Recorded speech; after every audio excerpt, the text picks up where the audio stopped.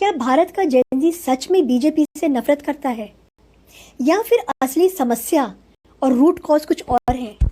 मुझे लगता है कि भारत में पहली बार एक ऐसी पीढ़ी, एक ऐसी जनरेशन बड़ी हुई है जिसे उस भारत के बारे में पता ही नहीं है जो 2014 से पहले हुआ करता था। आज का जो जेनजी है, आज का जो युवा 18-22 साल का जो है, वो तब पैदा जब हुआ था तो उस समय उसकी उम्र 6-8 साल की रही होगी जब केंद्र में सरकार बदली थी। उस उम्र के बच्चे कार्टून देखते हैं और आर्थिक नीतियां नहीं समझते हैं। उन्हें ये पता ही नहीं है उस जनरेशन को कि गैस सिलेंडर के लिए महीनों इंतजार करना पड़ता था, ब्लैक में सिलेंडर घर में आता था। उन्हें याद नहीं है, उन्हें पता ही नहीं है कि रेलवे टिकट के दलाल खोजने पड़ते थे क्योंकि लाइन बहुत लंबी लगती थी। उन्हें पता ही नहीं है कि 2G इंटरनेट पर एक फोटो डाउनलोड करने में आधा घंटा लग जाता था।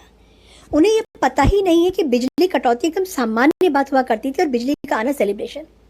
उन्हें पता ही नहीं है कि देश में बड़े बड़े आतंकी हमले जो है ना हमारे नॉर्मल लाइफ का हिस्सा बन चुके थे।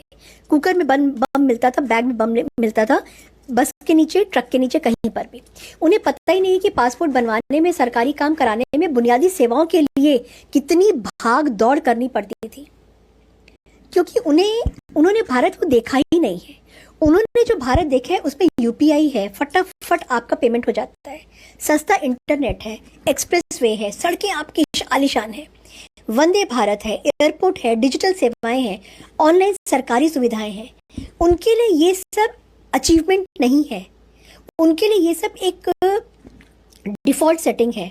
और यहीं से डिस्कनेक्ट शुरू होता है, क्योंकि जो चीज़ आपको जन्म से मिली हो उसकी कीमत आपको कभी समझ में ही नहीं आती है।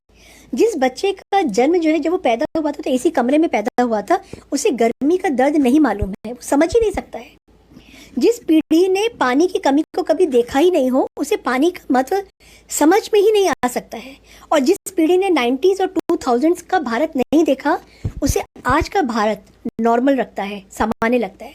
लेकिन कहानी का दूसरा हिस्सा और भी ज़्यादा दिलचस्प है। गलती सिर्फ जेनजी की नहीं है, गलती उनके मम्मी पापा की, दादा दादी की भी है। हमने अपने बच्चों को नेटफ्लिक्स दिया है लेकिन इतिहास नहीं बताया है, भारत का इतिहास नहीं बताया है। हमने उन्हें स्मार्टफोन दे दिया है लेकिन ये नहीं बताया कि देश स्मार्टफोन तक कैसे पहुंचा है। हमने उनको सुविधाएं दी हैं लेकिन जो स्ट्रगल था उसकी कहानी हमने उनको बताई नहीं है। और सबसे बड़ी गलती मैं बीजेपी की मानती हूँ।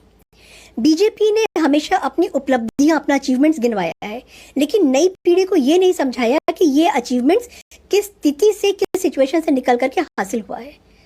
पॉलिटिक्स में सिर्फ ये बताना काफी नहीं होता है कि आपने क्या बनाया है, लोगों को ये भी बताना जरूरी होता है कि पहले क्या नहीं था।